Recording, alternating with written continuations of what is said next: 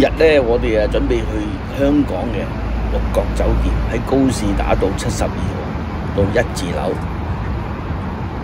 就呢間啦。呢間飲茶啦。呢間係。係啦，今日嚟呢間冇飲茶。我哋今日去呢一間叫做月軒飲茶。呢度電動樓梯上去。我哋今日咧就去呢間月軒，而家到咗啦。就係呢度啦。咁咧，另外一邊咧就今日咧就有啲活動啊，所以咧就好多人到咗。我哋係我哋呢度呢張台都唔差嘅位置，自成一角。你都食少少。呢啲小食。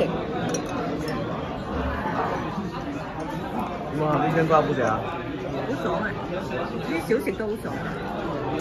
呢間我哋第一次嚟，呢間係歷史悠久嘅六角酒店上面一間食啲懷舊嘅點心。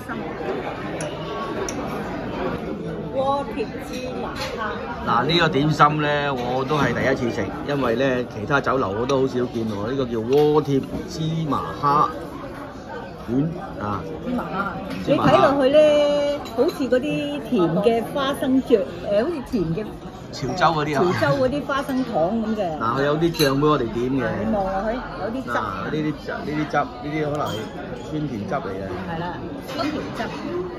好啦，試下啦。試一試啦。呢個點心咧，間酒樓都有㗎啦。XO 醬蘿蔔糕咁嚟呢度試下，睇下呢度咧 XO 醬蘿蔔糕個味道如何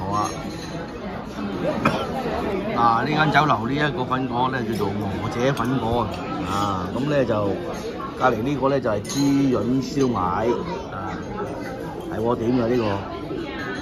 另外呢一個咧就馬拉糕。欖仁馬拉糕見到個面有啲欖仁喺度。呢三個點心。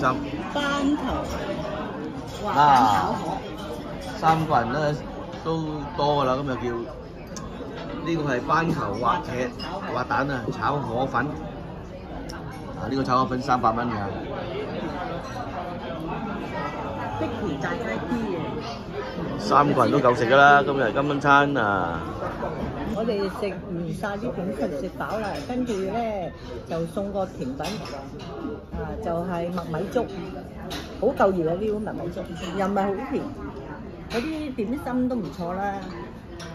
我哋呢餐食咗800幾蚊嗰個娥姐粉果最好食，我覺得。係嘛？